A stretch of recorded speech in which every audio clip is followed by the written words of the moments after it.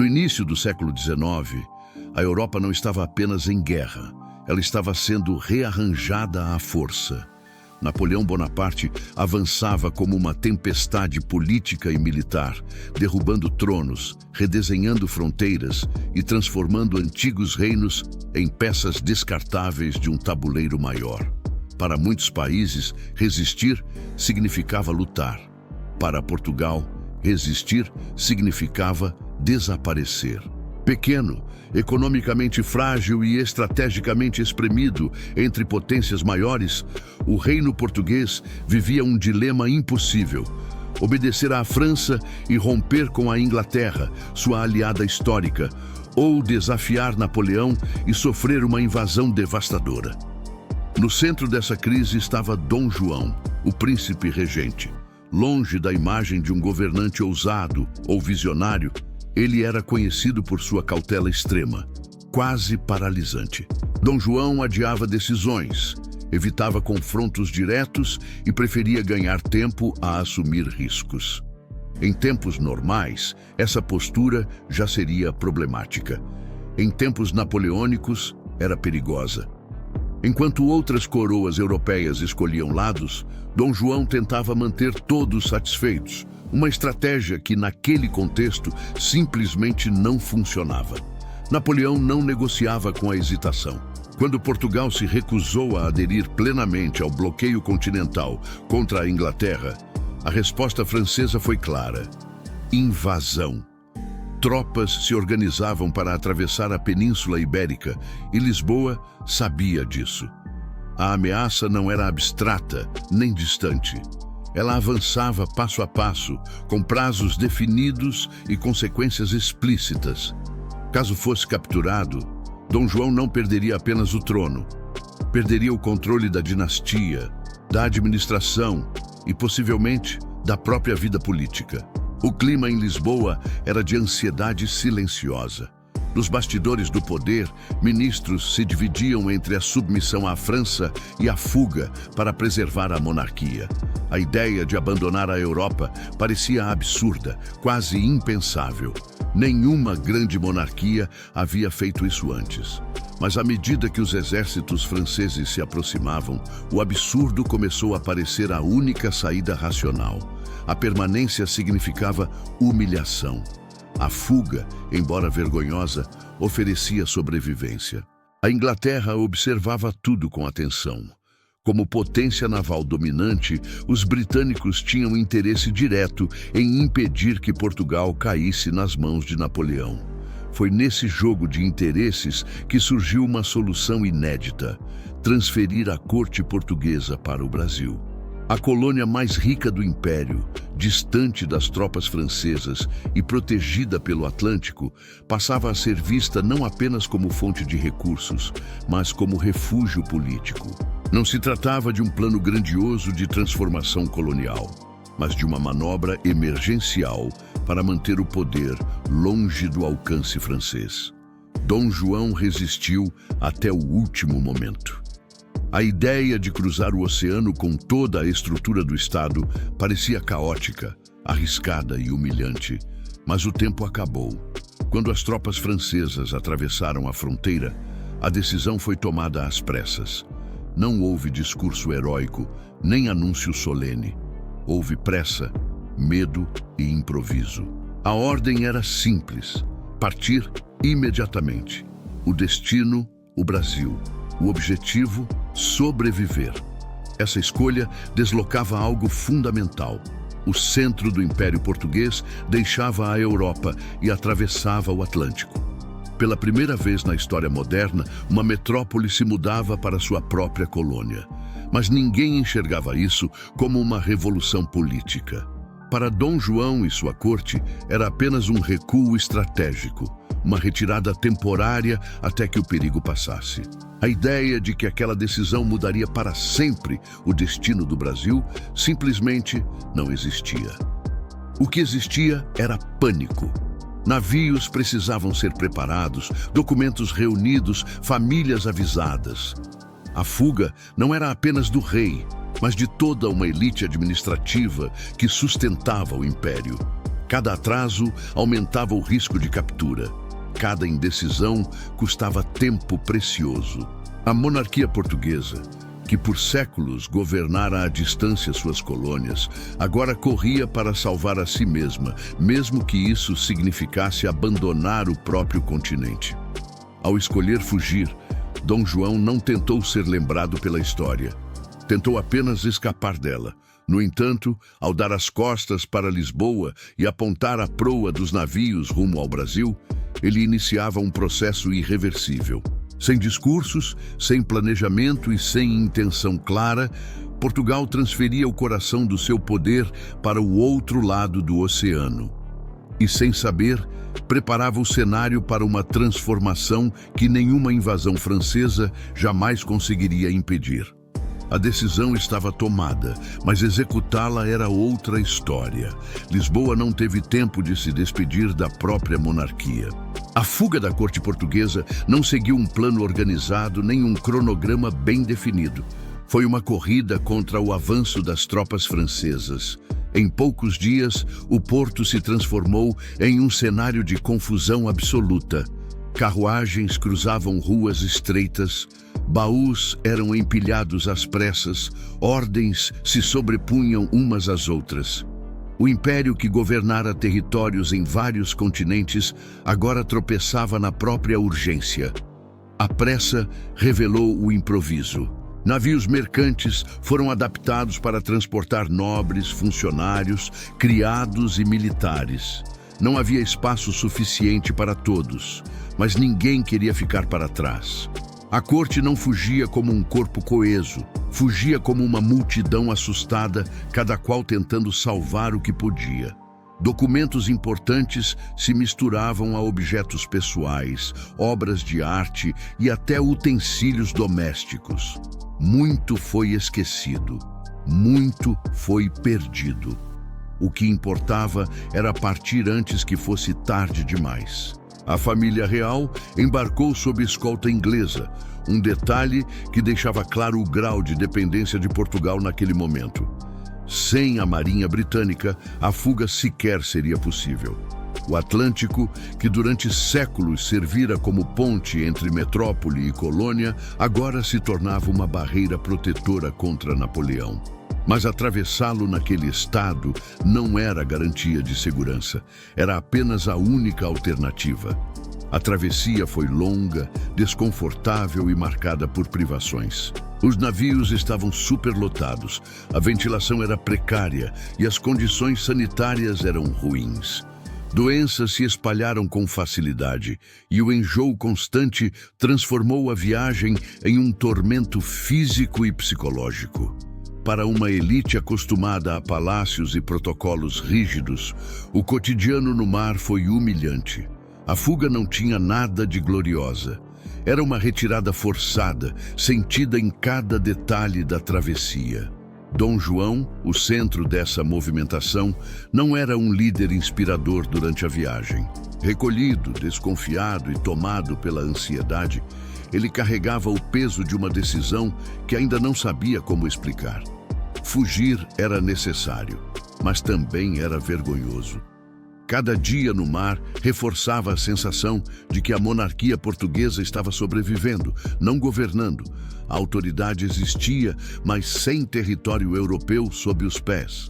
Enquanto isso, a ideia de que o Brasil se tornaria sede do império ainda soava abstrata. Para a maioria dos passageiros, o destino era visto como provisório. O plano implícito era esperar a poeira baixar na Europa e então retornar triunfalmente. Poucos imaginavam que aquela travessia marcava um ponto sem volta. O império estava em movimento, mas sem clareza sobre onde iria parar. A distância física da Europa começava a gerar uma distância simbólica. Cada milha navegada afastava Portugal de seu papel tradicional e aproximava o Brasil de algo novo. Ainda assim, a narrativa dominante era de sobrevivência, não de transformação. A corte fugia para não ser capturada, não para reinventar o império. Essa diferença de intenção seria crucial para tudo o que viria depois. Quando finalmente surgiram os primeiros sinais de terra americana, a sensação não foi de alívio completo. O medo de Napoleão ficava para trás, mas outro tipo de incerteza tomava seu lugar. A pergunta não era mais se a corte sobreviveria, mas como ela existiria em um território que jamais fora preparado para recebê-la. O Brasil deixava de ser um destino distante e passava a ser a única opção concreta. Essa travessia, marcada pelo improviso e pela humilhação silenciosa, encerrava um capítulo europeu da monarquia portuguesa. Ao mesmo tempo, abria um período de adaptação forçada, em que o poder precisaria se reorganizar em um ambiente completamente diferente. O oceano ficava para trás, mas o choque apenas começava. O Rio de Janeiro não esperava por um rei. No início do século XIX, a cidade era um importante porto colonial, mas ainda limitada em infraestrutura, serviços e planejamento urbano. Suas ruas eram estreitas, suas casas simples e sua organização pensada para uma administração distante, não para sediar o coração de um império europeu. Quando os primeiros navios da corte surgiram no horizonte, a cidade foi pega completamente desprevenida. A chegada foi rápida, massiva e desordenada. De uma vez só, milhares de pessoas desembarcaram trazendo consigo hábitos, exigências e expectativas incompatíveis com a realidade local. Nobres procuravam acomodações dignas de seu status, funcionários exigiam espaços administrativos e a máquina do Estado precisava funcionar imediatamente. O problema era simples, não havia onde colocar todo mundo. O Rio não tinha palácios suficientes, nem prédios públicos adequados para absorver tamanha transformação. A solução foi brutal e direta. Casas foram requisitadas à força, moradores desalojados e propriedades marcadas com inscrições que indicavam a nova posse real. Em questão de semanas, a cidade mudou de dono simbólico. O espaço urbano passou a servir à corte, não à população local. Esse choque gerou ressentimento, confusão e uma reorganização improvisada da vida cotidiana.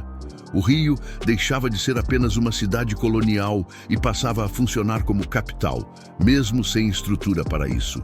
O contraste cultural era evidente.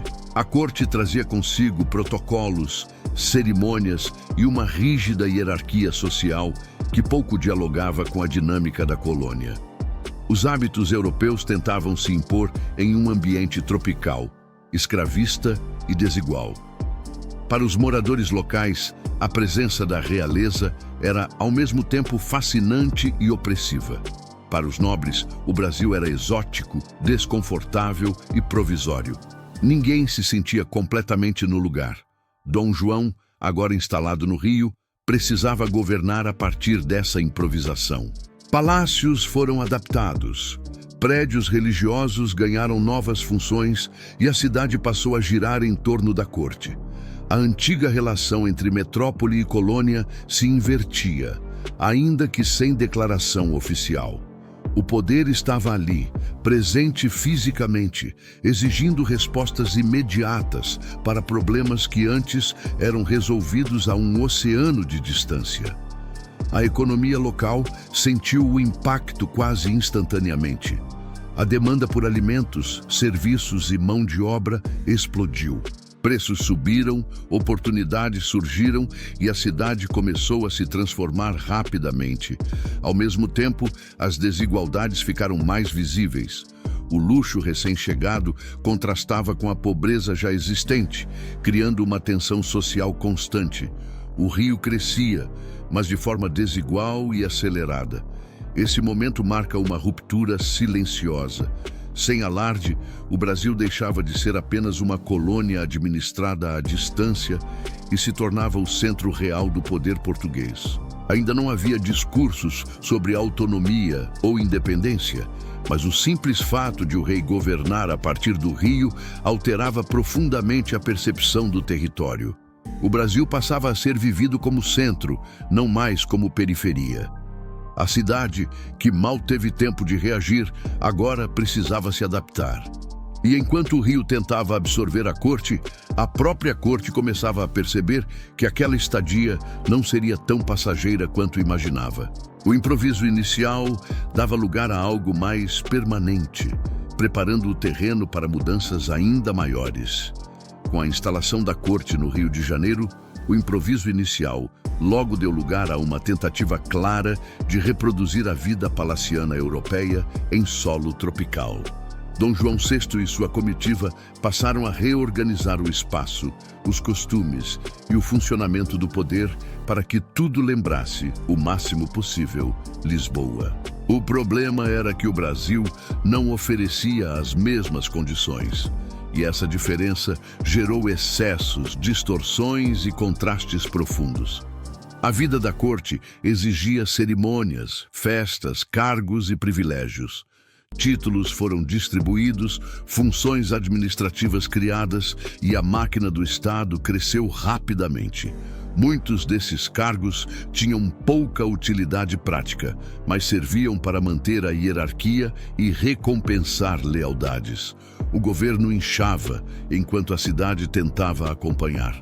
O luxo europeu era transplantado para um ambiente que ainda lidava com carências básicas. Dom João se consolidava como uma figura cheia de contradições. Religioso, desconfiado e avesso a confrontos diretos, ele também era indulgente com a própria corte. Gastos elevados eram justificados como necessários para preservar a dignidade da monarquia. Ao mesmo tempo, o rei demonstrava pouco interesse em reformas profundas que afetassem diretamente a estrutura social da colônia.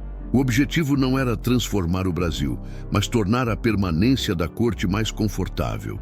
As festas, banquetes e cerimônias oficiais passaram a fazer parte do cotidiano da cidade.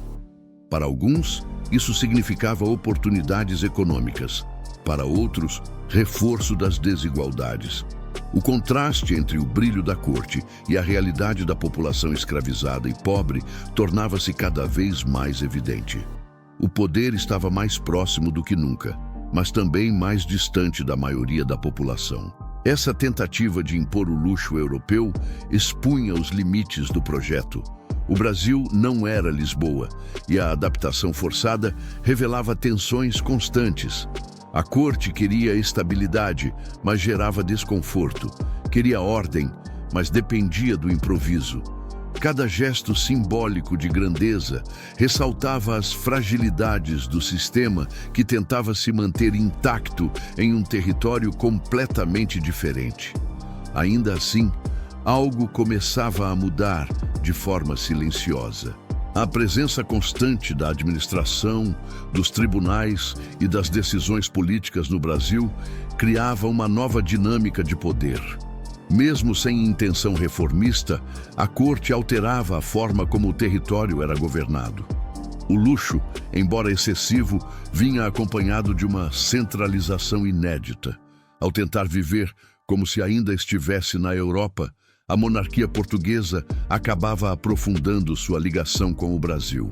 O que começou como um abrigo improvisado se transformava, pouco a pouco, em sede efetiva do poder. E, sem perceber, a corte preparava o cenário para decisões que deixariam de ser apenas simbólicas e passariam a mudar a estrutura do império. A tentativa da corte portuguesa de viver no Brasil como se ainda estivesse na Europa trouxe um efeito colateral inevitável. Para sustentar o luxo, a hierarquia e o funcionamento do Estado, era preciso governar de verdade a partir do território americano.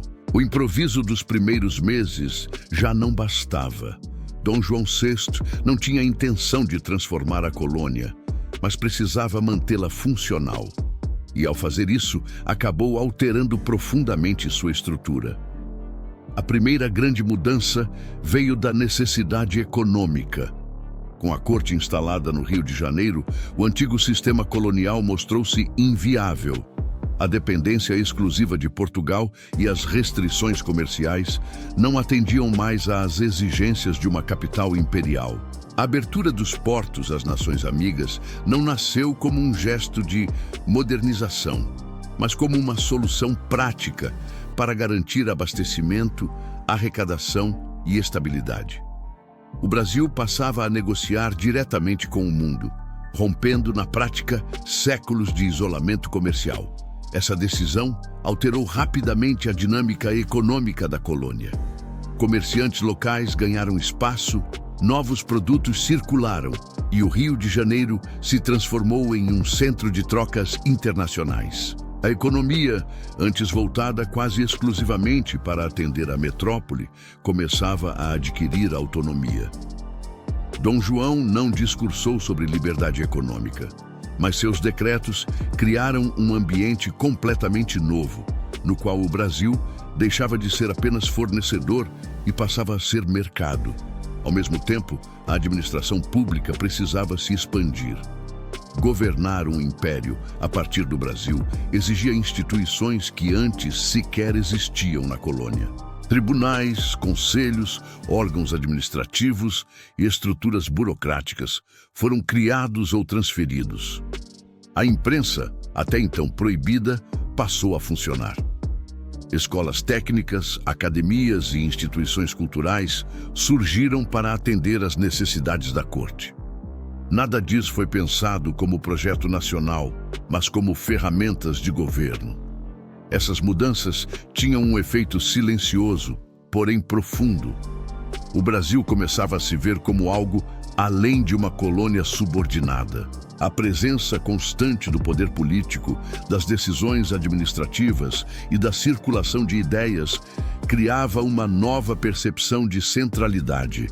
A elite local, antes afastada dos centros decisórios, agora participava diretamente da gestão do território.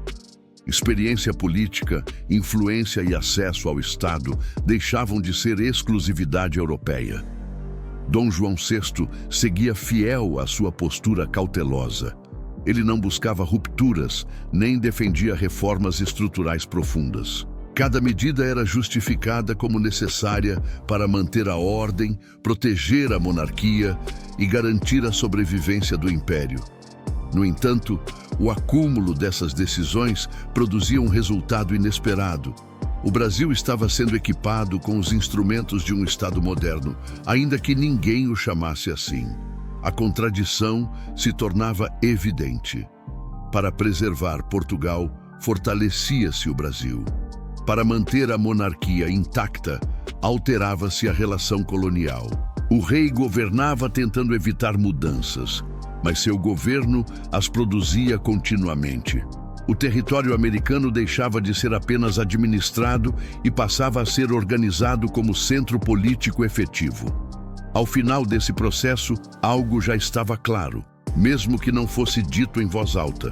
Não seria possível voltar ao ponto anterior. As estruturas criadas não desapareceriam com facilidade. A abertura econômica, a burocracia local e a participação das elites brasileiras no poder criavam uma nova realidade.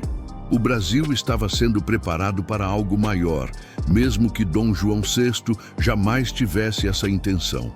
Essa transformação silenciosa levaria, inevitavelmente, a um passo ainda mais simbólico.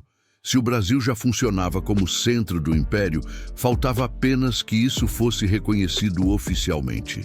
O reconhecimento formal veio em 1815, quase como uma consequência lógica de um processo que já estava em andamento. Para legitimar sua permanência no Brasil e fortalecer sua posição diplomática na Europa pós-napoleônica, Dom João VI tomou uma decisão histórica. Elevou o Brasil à condição de Reino Unido, a Portugal e Algarves. Com isso, a antiga colônia deixava oficialmente de ser colônia. Não por emancipação, mas por necessidade política. A mudança tinha um peso simbólico enorme. Pela primeira vez, o Brasil era reconhecido como parte central do império em pé de igualdade com Portugal. Essa elevação não nasceu de pressões populares nem de movimentos revolucionários, mas de uma estratégia de sobrevivência da monarquia. Dom João precisava justificar perante as potências europeias por que governava fora do continente. Transformar o Brasil em reino resolvia esse problema. Internamente, o impacto foi imediato. A elite brasileira interpretou a decisão como um sinal claro de valorização e reconhecimento. O território que por séculos existira apenas para servir agora era oficialmente parte do núcleo do poder. Essa mudança alterou expectativas, ambições e percepções. O Brasil passava a se enxergar não apenas como extensão de Portugal, mas como entidade política com identidade própria. Ao mesmo tempo, a decisão aprofundava as tensões com Portugal. A antiga metrópole, empobrecida pela guerra e ocupada por forças estrangeiras, via seu status diminuir. Enquanto o Brasil ganhava instituições, investimentos e prestígio, Portugal enfrentava crise econômica e instabilidade política. A inversão de papéis se tornava evidente. O centro do império estava no Atlântico Sul, não mais em Lisboa. Dom João VI não pretendia romper com Portugal, mas suas escolhas tornavam esse rompimento cada vez mais provável. Ao elevar o Brasil a reino, ele consolidava transformações que dificilmente seriam revertidas. A administração, a economia e a vida política brasileira já funcionavam em outro patamar. Voltar à condição colonial significaria desmontar tudo o que havia sido construído, algo que nem as elites locais, nem o próprio rei pareciam dispostos a fazer. A promoção do Brasil a reino também reforçava uma nova mentalidade. Governar a partir do Rio deixava de ser exceção e passava a ser regra. A presença da família real, das decisões políticas e da simbologia do poder criava um sentimento de centralidade difícil de apagar. O Brasil não apenas abrigava o império, ele se tornava o império. Essa transformação, no entanto, carregava um custo político crescente. Quanto mais o Brasil se fortalecia, mais frágil se tornava a ideia de unidade imperial. As elites brasileiras, agora experientes na administração do poder, começavam a questionar até que ponto era necessário manter os laços antigos. A igualdade formal com Portugal despertava um desejo silencioso de autonomia real. Ao elevar o Brasil a reino, Dom João VI acreditava estar protegendo sua dinastia e estabilizando o império. O que ele fez, sem perceber, foi legitimar uma nova entidade política que já não cabia dentro das estruturas tradicionais. A promoção acidental selava um processo iniciado com a fuga e deixava claro que o retorno ao passado era impossível. O Brasil já não era apenas parte do Império Português. Era um reino que começava a descobrir sua própria força. E isso tornaria inevitável o próximo capítulo dessa história. A elevação do Brasil à condição de reino não encerrou o processo de transformação iniciado com a chegada da corte. Ela o acelerou. Ao longo dos anos em que Dom João VI governou a partir do Rio de Janeiro, formou-se algo inédito, uma elite local acostumada a administrar, decidir e participar diretamente do poder. O Brasil não era mais apenas cenário das decisões imperiais, era o lugar onde elas aconteciam. Esse detalhe, aparentemente burocrático, mudaria tudo. A presença constante do Estado criou uma geração de políticos, juristas e administradores brasileiros que jamais haviam experimentado o papel de simples colônia. Eles participavam de conselhos, ocupavam cargos estratégicos e lidavam com questões diplomáticas e econômicas de grande escala. A distância simbólica entre governar e ser governado diminuía rapidamente. O poder deixava de ser abstrato e passava a ser cotidiano. Ao mesmo tempo, Portugal vivia uma realidade oposta. Devastado pelas guerras napoleônicas, empobrecido e politicamente instável, o antigo centro do império observava à distância o crescimento do Brasil. Essa disparidade alimentava tensões crescentes. Para muitos portugueses, a permanência da corte no Rio era um sinal de abandono. Para os brasileiros, era a confirmação de que o território havia superado sua condição colonial. Quando Dom João VI finalmente retornou a Portugal, em 1821, o impacto foi profundo. Sua saída não significava apenas a ausência física do rei, mas a retirada simbólica de uma autoridade que havia se tornado parte do cotidiano político brasileiro. O vazio deixado pela partida não foi preenchido com submissão, mas com expectativa.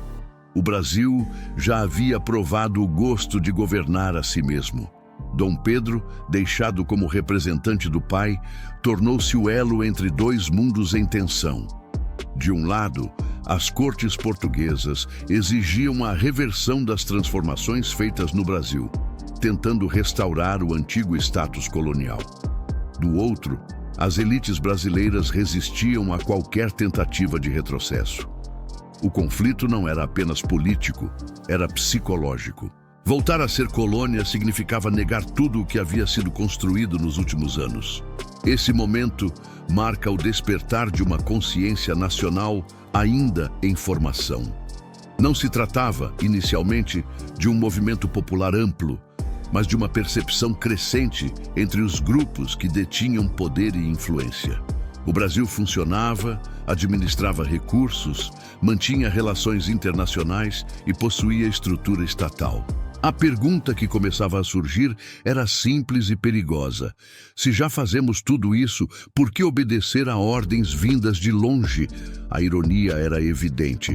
O processo que levou à independência não nasceu de um levante armado, nem de uma revolução ideológica. Ele foi fruto da normalização do poder no território brasileiro. Governar virou hábito. Decidir virou rotina. E a autonomia deixou de ser uma ideia abstrata para se tornar uma experiência concreta. Dom João VI jamais incentivou esse desfecho. Pelo contrário, tentou manter o equilíbrio entre Portugal e Brasil, até onde foi possível. Mas suas próprias escolhas haviam tornado esse equilíbrio insustentável. O império se esticara além do limite, e o centro de gravidade já não estava onde costumava estar. Quando o Brasil começou a se enxergar como capaz de existir por conta própria, o caminho da ruptura deixou de ser uma possibilidade distante e passou a ser uma consequência lógica. A independência não surgia como ruptura abrupta, mas como continuidade de um processo iniciado muito antes, ainda no momento em que os navios deixaram Lisboa.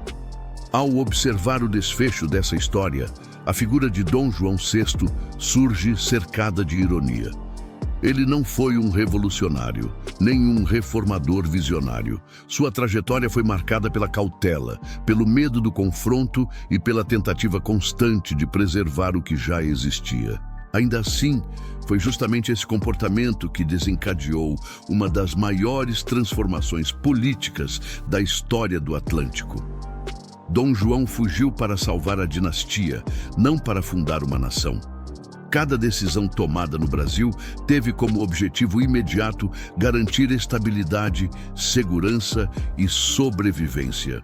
No entanto, ao governar a partir da colônia, ele alterou a lógica do império. O poder deixou de ser distante. A autoridade passou a ter endereço fixo no Rio de Janeiro.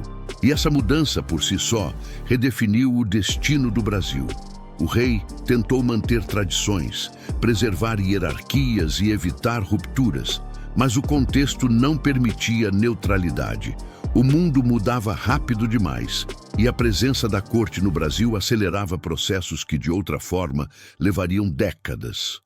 Ao abrir portos, criar instituições e elevar o Brasil a reino, Dom João forneceu as ferramentas necessárias para que o território se tornasse autônomo, mesmo sem desejar esse resultado.